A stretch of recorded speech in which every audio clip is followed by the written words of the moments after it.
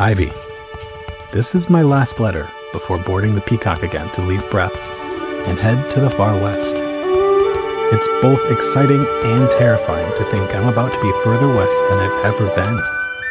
Once we're past the causeway, the journey will take a long time at open sea, so don't be surprised by the long gap between letters. I don't want you to think I've been lost at sea or captured by pirates. James. James sets up the room the way he had it a couple days ago. And the Peacock sets sail again once everything's loaded up. There's the loud horn, the steam engine getting ready to rev up and head out. James sets sail out towards the west, further than he's ever been. The ship heads north and west. And this is a several-week journey to make it out to the far west port of Creole. And is there anything how is James keeping tabs on Teddy and Ollie? The first thing he's going to do is realizing potentially that Patty was having trouble reading that vampire book. I think on the first night, James offers to read the new book, The Tale of Korat, to any crew members who want to hear the story. So he gathers a few people and reads the first chapter of that. Do you think Teddy and Ollie would join? Yes, yeah. They join. James purposefully picked a book about a creature that transforms because he wants to watch their reactions and see how they look while they're listening to the story.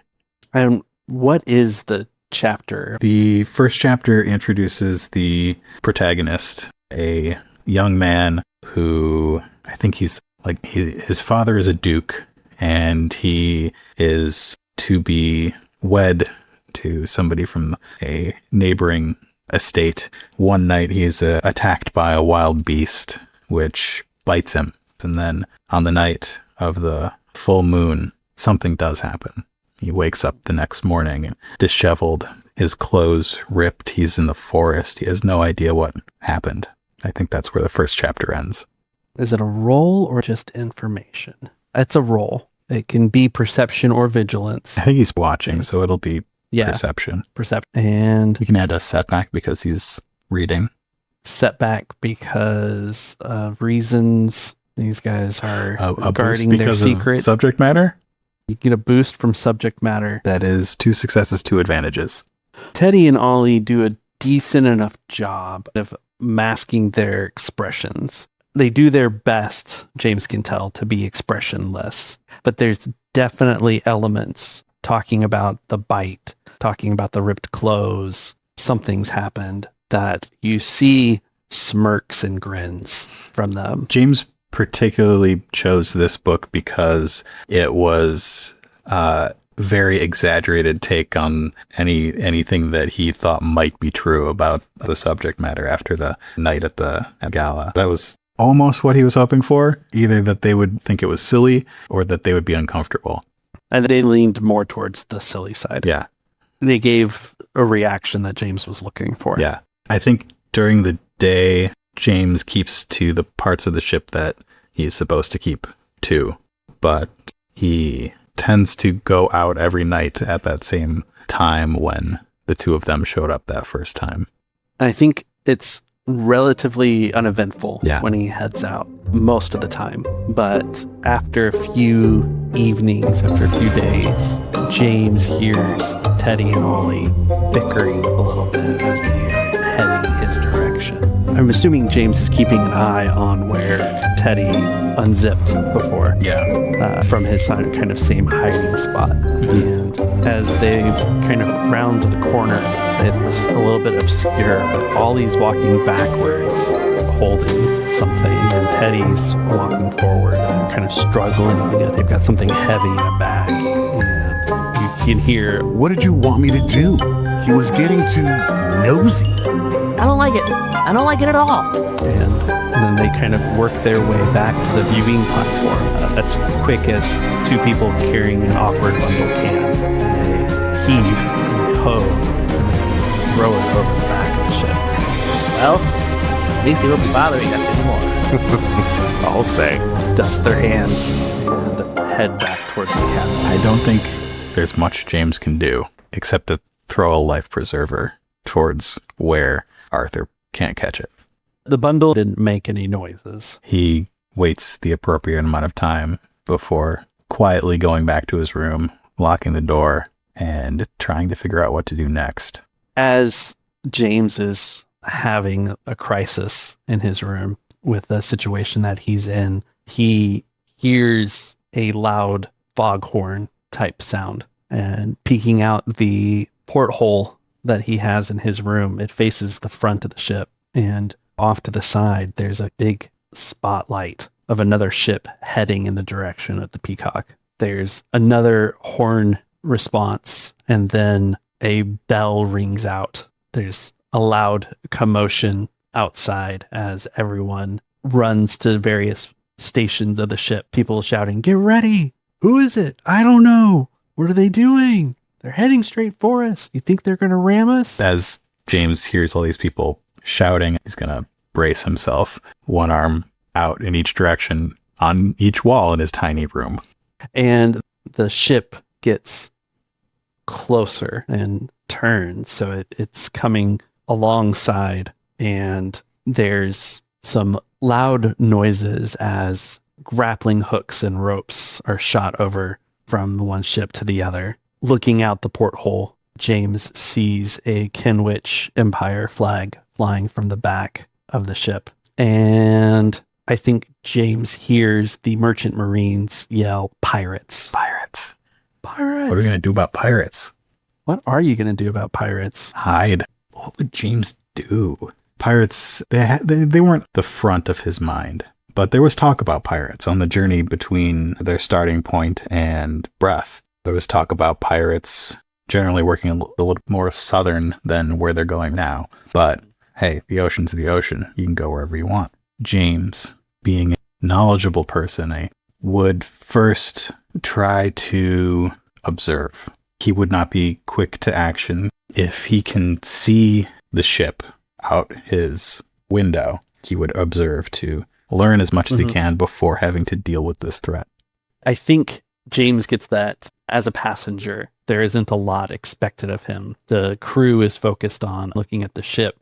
Looks of like a similar size and construction to the ship you're on. No bigger, no smaller. It's got the same kind of configuration that the ship you're on has, which is that it's got a mast in the front and back for sails and a couple of smokestacks in the middle for burning coal for those steam boilers. Flying a flag.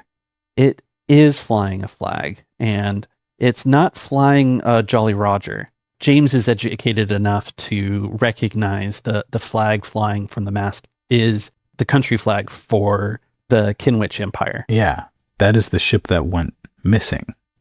The Kenwich ship disappeared. His gears are spinning now. That maybe that wasn't pirates that took the Kenwich ship, but it's the same sort of people or things that Teddy and Ollie were. That translation from Teddy's journal was about throwing the captain overboard and hiding, maybe even taking the Kenwich ship.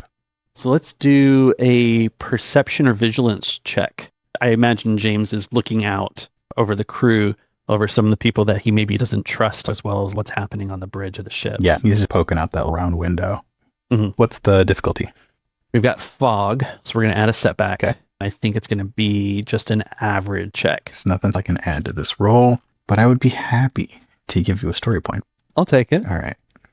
Because of the suspicions that are already in place, there are particular targets that he is observing over other things. Okay. I'll give that to you. All right. I'm rolling 2 difficulty and 3, what are the yellow ones called again? Proficiency. That is 1 failure, 1 advantage, and 1 triumph. Is the advantage on your blue die? What did your boost come up with? There's an advantage on the blue die. Okay. He failed to observe the thing that he wanted him to observe. Can the advantage be Teddy and Ollie? If there are other creatures like them on board, they are together now. Maybe not all of them if there are a bunch, but...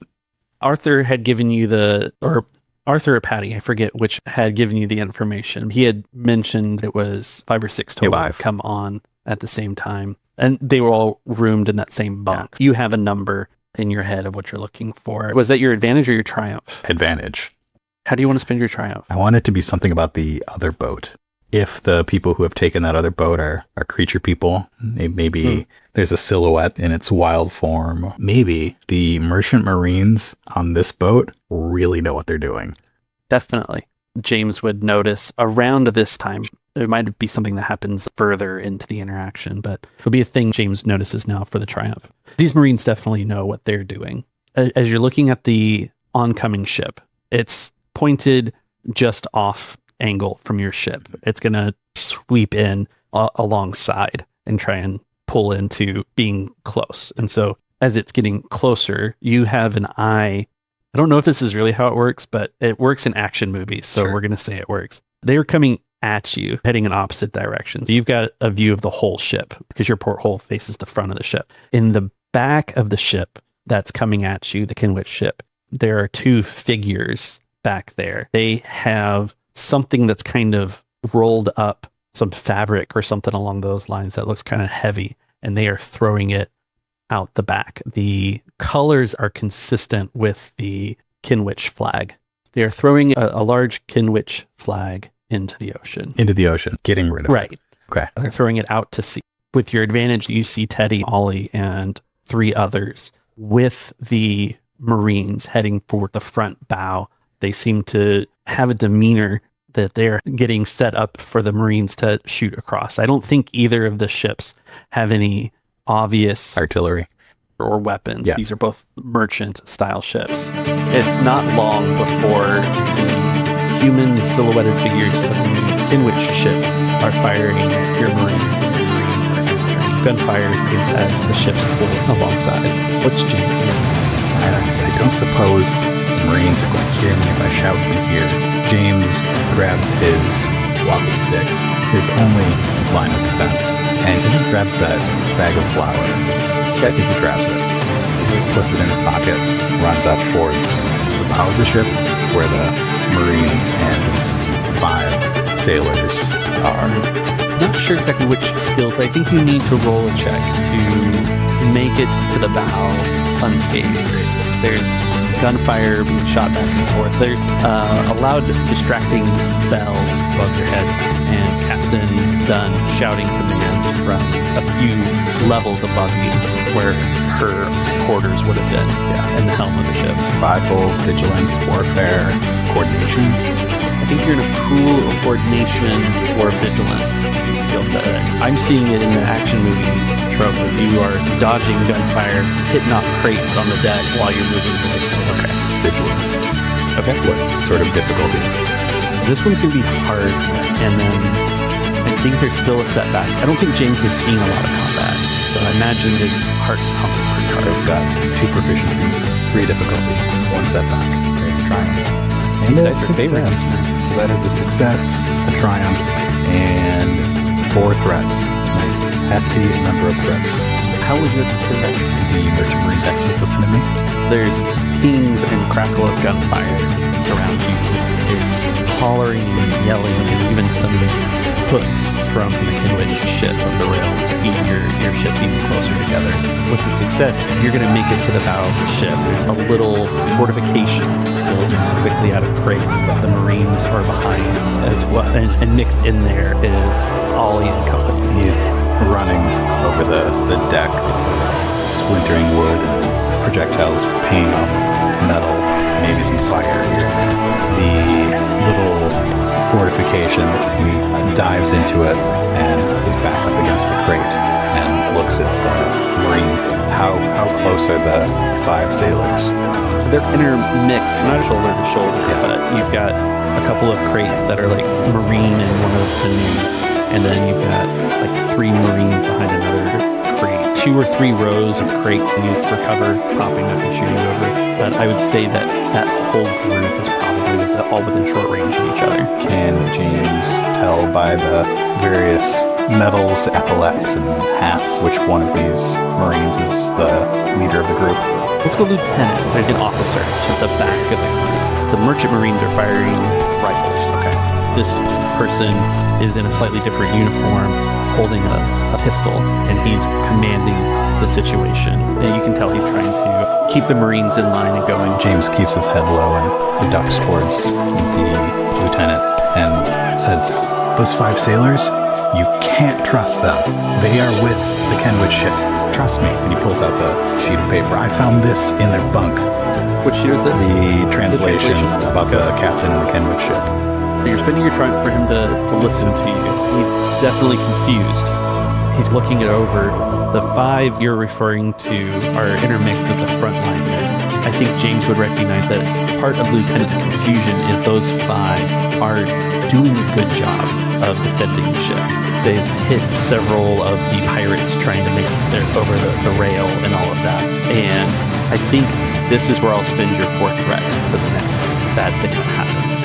You see Ollie, the bow behind the crate, pull out dynamite, light it, heave it at the Kenwich ship.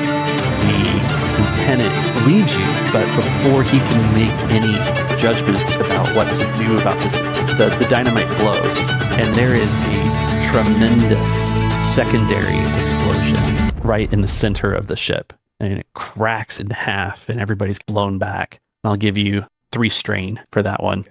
As your barricades and things are toppled over, the ship heaves to one side. Some of the crates even catch fire from the debris that's falling down from this ship. The blast and the listing of the ship send James slamming against the crates that everybody's huddled behind and knocks the wind out of him slightly. There's the ringing in his ears that fades as he begins to look about the deck. Has much damage been done to the boat? The bow where the Marines were definitely has some damaged railing. Both ships are made of steel. There's quite a bit of denting and bending. It's no longer in a straight line. It doesn't appear that you guys are taking on water at the moment. James tries to catch his breath. Is anybody still attacking from the other boat, or is it going down quickly?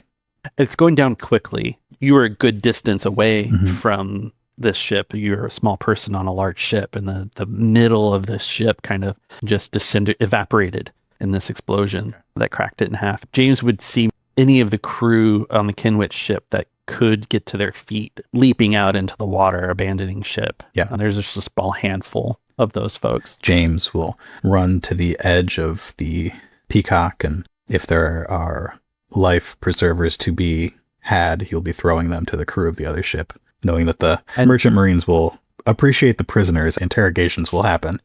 It's not long before James is joined by a couple of merchant marines helping hoist the life preservers back on board. Yeah. They're attached to a rope, and so anyone who grabs hold, they're pulling them up to the ship and taking them into custody. As that work continues, he sidles up to the lieutenant and quietly says, "Keep an eye on them." This is most disturbing. I don't like the idea of Kenwich spies on our ship. They could be Kenwich spies, could be worse. I don't know. I'm James McCullough. I'm Lieutenant Knight. It's nice to meet you. James nods and continues hauling people in. Good. When enough people, it looks like everything's handled. He's great at medicine, but he knows some things. So he goes to see if anybody's injured, if he can assist the ship's doctor with any wounded dead people. There's an odd calm that comes now that the ship is dipping below the surface, and the Peacock has gathered probably as many survivors as there are, and there's probably like a handful, 4 or 5, maybe as many as 10, but unlikely. And I think Lieutenant Knight is going to come back to you after you've given some preliminary first aid. Yeah. And James, right? Yes. I'd like you to come with me. He begins to lead you towards the upper bridge. James follows. You enter through the steel door into the bridge of the ship, and standing around a smallish table, map, and compass is Captain Dunn, that you've kind of seen from time to time from a distance, but you haven't interacted with. Lieutenant Knight introduces you. This is James. He's the one who passed along the message. I thought you should see, Captain. She nods, holding the piece of paper you had given Lieutenant Knight. Thank you for your quick thinking. Really appreciate having all hands available to help. This is the first time we've experienced a pirate attack. I'm glad everyone is okay. Happy to do what I can. If there's anything else you need, just let me know. I was hoping to get more clarification on this paper you found.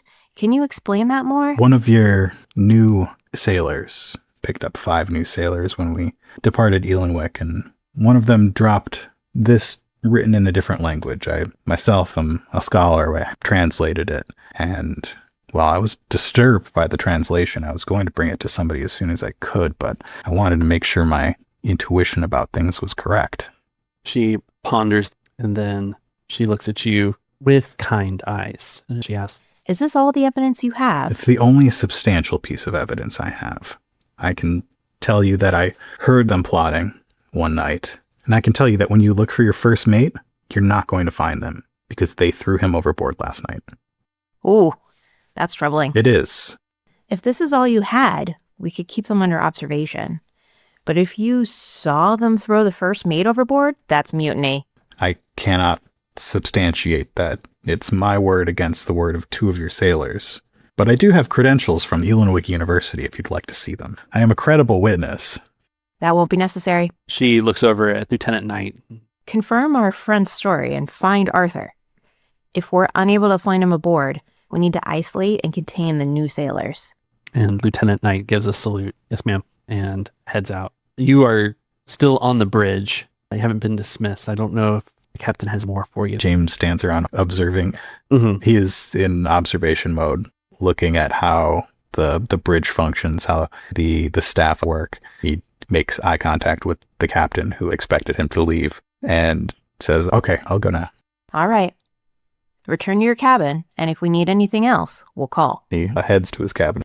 The HMS Peacock, having done as much salvage and recovery of people from the Kenwich ship as possible, does get back underway, still heading west. So are we heading southwest between the islands or northwest over?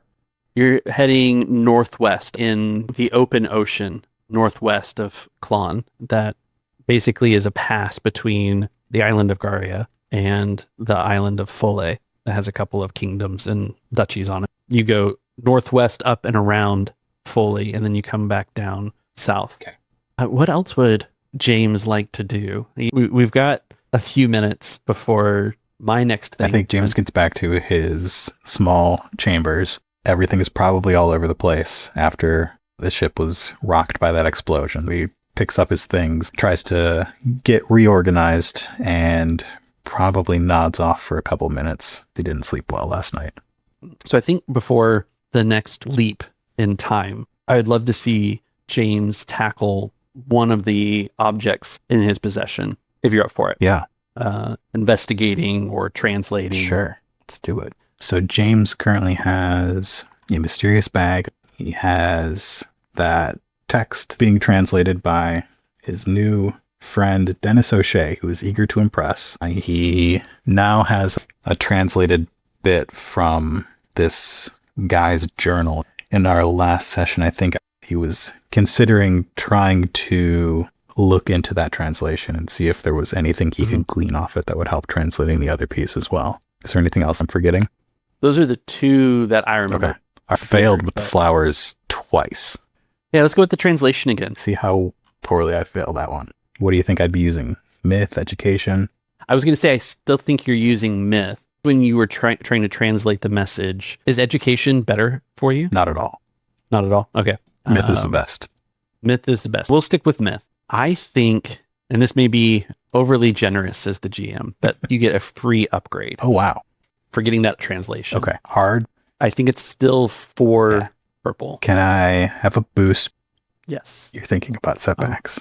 I'm trying to counter that, but go ahead. Okay. All difficulties are represented by the fact that there are 4 purple I'll dice. flip a story point. All right. So 2 upgrades. 3 yellows, 1 green, 1 blue against 3 purple dice. No triumphs. 1 dice balancing on its edge. Got to re-roll that. That's worse. Okay. So I got 5 successes and 2 threats. 5 successes. So he spends some time cleaning his cabin, does a little reorganization, and makes himself some, I think there was a chair and a little table in there. He makes it comfortable enough to sit at the table and use it as a desk. And I think he's probably got papers spread out across the bed next to him. He racks his brain for any information about this language. He thinks back to the night where he heard these words. The first step is to take the words he found written in the journal and try to translate the words he wrote phonetically into actual real words. Mm-hmm. How many threats did we have? I think it was 3. At least 2, but I think it was 3. James is going to get the translation for this. Okay. Long pause. Some words didn't translate well. The problem is I have to remember which of these equals which. This will take me a second. Okay. I'm not going to be able to do this fast. Do you want to upload one? Hey, that's a good idea. Do we want to just jump right back in? Jump back in. Jump back in. James has papers spread out around him on the desk, on the bed. The mysteries in his mind passed when he finally got to sleep. And when he woke up determined to translate that text that he heard the person speaking at the gala weeks ago. A couple weeks. The camera pans across the room. James is standing at the desk, scribbling away at a paper, and then we see him on the bed with his journal, reading, flipping through. The passage of time clear by, the light coming in through the window. And as he works to translate this text, he gets most of it together. There are some words that elude him. I think he realizes how they are written, but the actual words they represent are not 100% clear. But he does it. He gets the text translated. And I guess I'll just read it. I am the Herald, and your only hope. The protection of Casor is coming to a close, and the world of humankind are Quig Nauanid Karta. I bring an offer.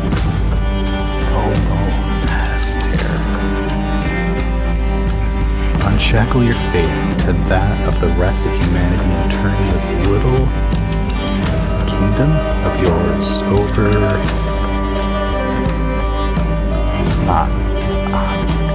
Mohastir again, and you'll be spared the reckoning. Kirid they are fuss too. Mohastir comes up twice. It sounds like master. I bring an offer from my master. This is strange and a little scary. As soon as they get to their next port, James will be sending another letter to Ivy. There's an unusual chill that runs down James' spine when he reads this.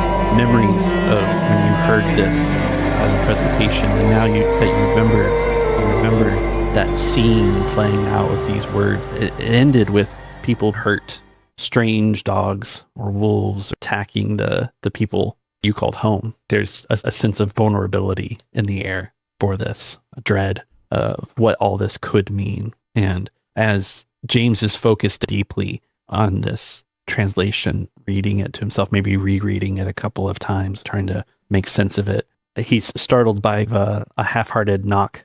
Lieutenant Knight pokes his head in and says, "James, come with me. The captain would like to see you." James had cleaned up the papers. His notebook and stuff were stowed, just the translation paper on his desk with the pen next to it. He had read it a couple times, sitting on his bed with his arms crossed, trying to think of that last question that eluded him.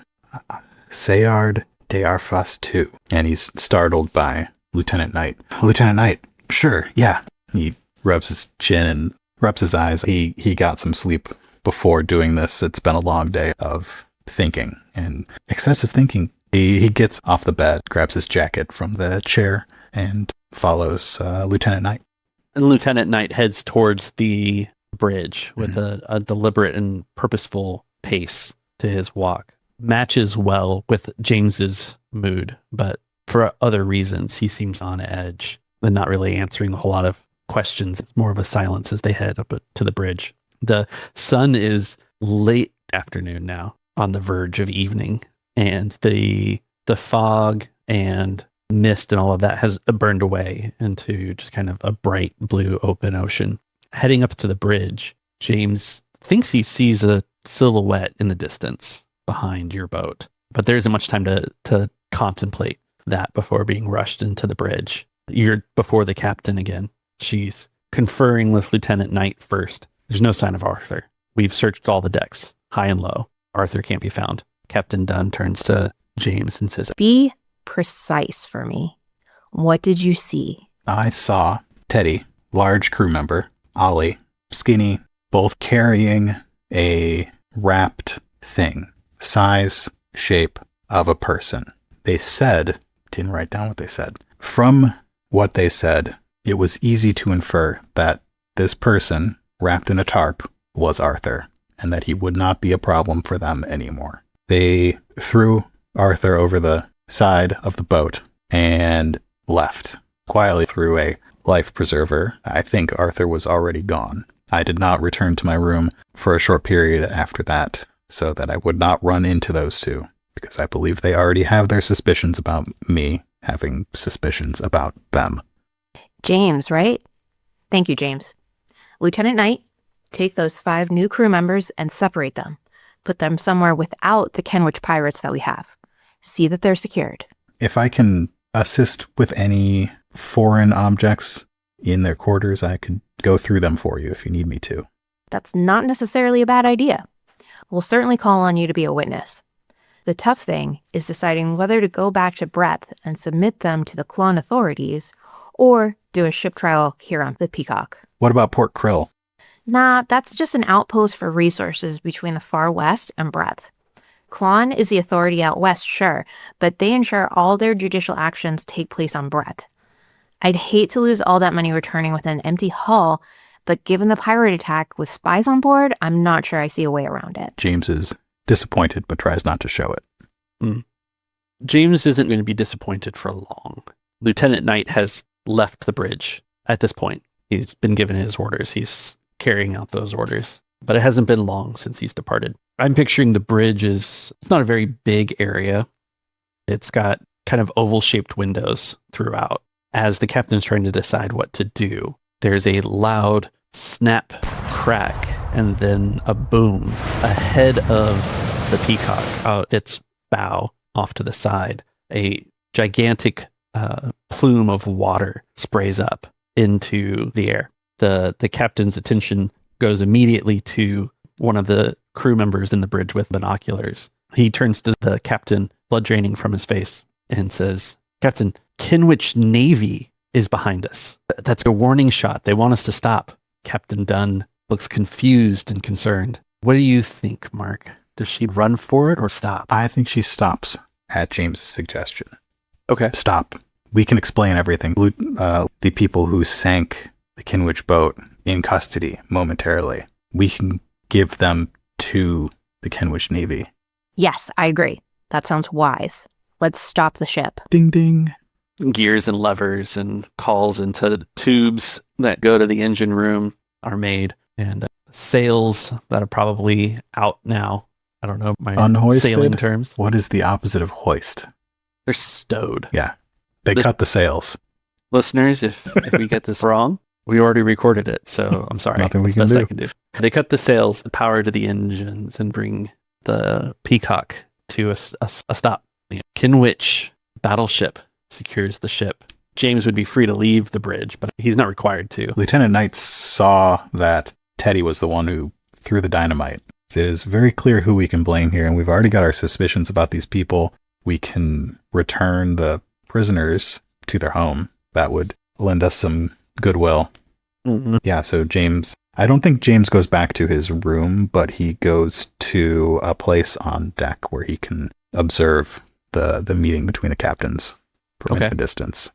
So as a significantly larger ship than yours pulls in, lines are thrown across and the Peacock is secured side to side with this battleship. The gangway is lowered down. The meeting is taking place on the opposite side of the front of the boat where the battle took place. And so a handful of Kenwich Marines boards the ship with their bright red and magenta uniforms and have their rifles at the ready, as well as a whole line of other soldiers still on the battleship aiming at the crew. Captain Dunn kind of strives bravely up to these soldiers and is escorted up the gangway to the top of it where the regal-looking captain of the battleship is standing. I think they're just out of...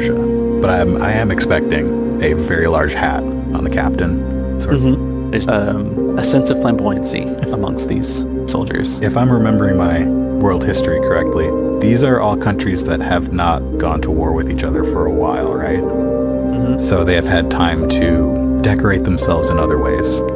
There's been the seas aren't necessarily considered safe, but the treaty that a few centuries ago that brought about the Klon Trading Company was in part to cease hostilities between nations. And the Klon Trading Company kind of serves as a deterrent as well. Most of the world of Ithni has the islands themselves coalesced into a singular imperial identity. So there's very little inter-fights that need to take place to determine governments and things like that. And this was the last thing, is that when you sign up to be a merchant marine with your country of origin, you are given orders via the Klon Trading Company for a while. That's where you do your main service, is that you're a military for a bunch of people who don't belong from where you are, don't necessarily care about the cost of things. There's been rising tension and more than one scandal. Klon seems to be losing its teeth. The captains have a discussion at the gangway, and it's not long before things seem to take an unfortunate turn. Captain Dunn seems to get more and more exasperated and animated, and it isn't long before she is taken into the Kenwich ship, and more Kenwich Marines pour across the gangway and begin arresting the folks on the Peacock. There's a relatively young-looking Marine who's a little bit inexperienced, we'll say, who approaches James, points his rifle right at James's face, shakes a little bit.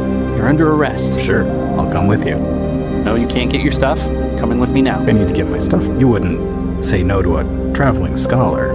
Do you want to leadership this guy? I want to charm him. Charm him? Okay, you can charm him. We'll give you average for the fact that he's inexperienced. Yep, you said inexperienced. Shaky. Okay. 2 advantages. 2 advantages. He's not going to let you get your stuff. You can spend your advantages however you like. Perhaps he won't handcuff you. We could do that. You could also say that there's a couple of things that you already have with you. He pocketed the translation, because that was the most important thing. He never took the bag of flowers out of his pocket. Okay. Lose my walking stick. So this young Marine leads you up the gangway onto the Kenwich battleship, then down several flights of stairs into a fairly open brig, just a big steel room, the heart of the ship, and he locks you in. You can't decide if everybody else is in there. It's large enough for most of the crew, large for one person. No, I think it does have Captain Dunn. I think you telling the young Marine you were a traveling scholar puts you with the leadership of the Peacock. Can I flip a story point that this ship has its own well-educated person who is on the ship for non-military reasons? I don't know. Surveyor or cartographer? I just don't know that they're going to be helpful. Okay, they could get a letter out. That's what I was thinking, because I've got the thing that allows me to collect a favor from a nerd. Okay. So maybe that young soldier gets around later as a traveling scholar in the brig. Who is this scholar? Tell me about this scholar, Mark. Jenny Wright is a young cartographer who came aboard this ship patrolling the northern oceans. She was mapping the ocean floor, maybe testing some new technology. Mm-hmm. She was a last-second addition for some Kenwich University that wanted to study the ocean floor, and they had called in a favor and gotten Jenny on board. So she's probably about the same age, maybe a little older than James, somebody who is recently graduated and working in proximity to the place where she graduated, which I think a lot of scholarly positions probably follow that rule in this kind of place. All nerds stick together. All the nerds stick together. She's probably from Patchforge, far away. Okay, I could look so at my Kenwich map. is your southernmost island, and Patchforge is in a bay, in a large bay, in the southeast side of the island. How long are they in the brig before this person comes down? I would say it's a couple hours worth. Captain Dunn kind of filled you in on her conversation. She's confused and frustrated. She presented the case that they had the culprits who sank the ship in custody and that they had the folks that they had rescued. And she lets you know the entire crew of the Peacock is under arrest for piracy and that you are being taken back to Klon for trial. This is ridiculous. The captain is adamant that we have been sinking more than one ship, that Kenwich had some ships disappear and they think it's us. Apparently, they gathered some evidence from the wreckage, some large flag, and they say we must have lost it in battle, some pirate flag or something. He seems confident, and it's nothing I've ever dealt with before. I'm not really sure what's going to happen next. The real problem is they have collected all the evidence and can withhold whatever they want. I know some people in Elenwick good at getting people out of scrapes. If I could get a letter out, maybe we could have some help here. But how are we doing that? We're in the bowels of a Navy ship. I didn't bring any carrier pigeons with me. Neither did I. I think as she's saying that, there's a creak as the door opens and Jenny Wright steps in. I heard there was a scholar? Yeah, that's me. My name's James, Elenwick University. Don't see a lot of educated folks as pirates these days. Well, that's because we're not pirates. Who are you? Forgive me, I'm Jenny Wright, a cartographer with the University of Patchforge. I'm running some interesting research on the depth of this channel up this way. What are you using to determine depth? I've got a string with knots in it and a bucket of rocks. That seems like tedious and difficult work. Do you have any assistants or anything? It was the last minute assignment for me to get up here. I have theories about how the islands are connected and that long ago they fit into one world, but proving that's my another matter. I'm going to take some accurate measurements. I've been trying, but I didn't know with another traveling scholar what if I could get some help. I would love to, but, he gestures, I seem to be imprisoned. Piracy will do that to you. Apparently not piracy will do it to you as well. The captain's pretty adamant you're a pirate, though I am sure as a scholar you just mixed up with the pirates here. I don't suppose you could get a letter out for me when we get back to Breath. I'd like to use my former professor talent that allows me to cash in a favor, even if someone doesn't owe me one. So she's, as former professor, you just get to cash that in, or do you have to spend a token? I get a knowledge skill as a career skill, and once per session may collect a small favor from a member of an institute of higher learning, even if they do not owe your character a favor. Okay. I flipped to make this person exist. So I think that she's a little surprised by the request because James has to, I think I need a little bit of a lie from James that the letter needs to go to someone in the marine or maritime studies at Elenwick University. Maritime law. Maritime law. These soldiers, I don't know if they know the rights that were written out in the treaty that happened centuries ago with Klon Trading Company. We are supposed to have certain rights, and one of those rights is a right to a lawyer. So I need to get a letter out to the Department of Maritime Law at the University of Elenwick so that we can have the representation that we need when we get to Klon. Do you have any ink? Yes, I can get you the supplies. I've got the paper.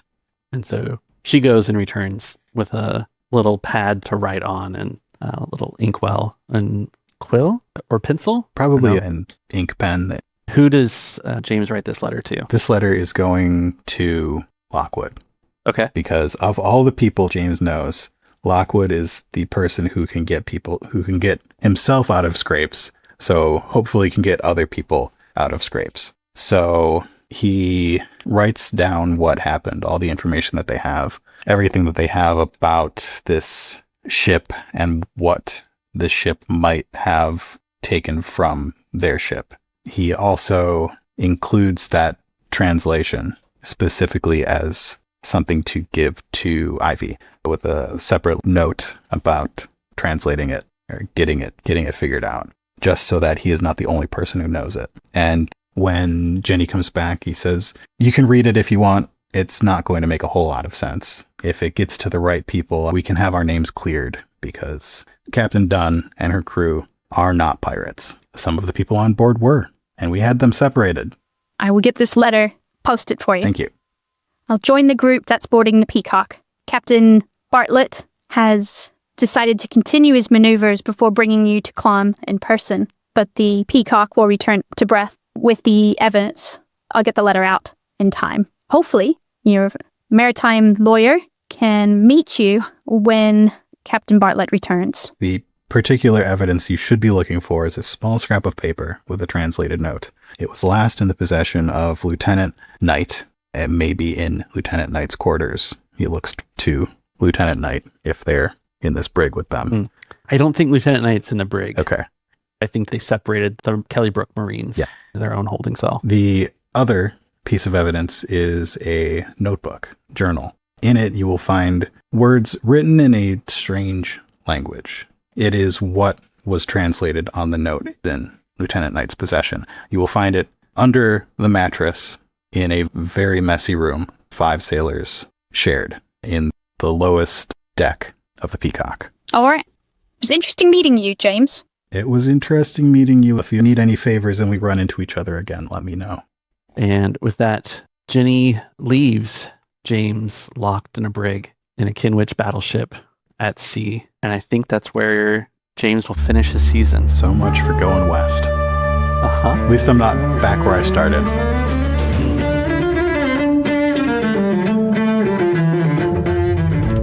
Thank you for listening to the latest episode of the Foxglove Letters. We hope you've enjoyed the adventure so far and can't wait to see where the story goes. Before we go, we want to let you know that we love hearing from our listeners. If you have a question for our players, their characters, a comment on the story, or just want to say hello, drop us a line at diceycantina@gmail.com. You can also follow us on Instagram and YouTube at diceycantina for behind-the-scenes artwork and world building. Or if you just prefer to chat, join the Discord. Links to everything are in the show notes. If you're enjoying the show, please consider giving us a 5-star rating and review on your favorite podcast platform, as it helps us grow the show and reach more listeners. The Foxglove Letters is a creation of Dicey Cantina, playing Genesis by Edge Studio. Until next time, dear listeners, don't forget the words of Mr. Cunningham. When he said, "Don't just watch the world pass you by. Reach out and grab the stars."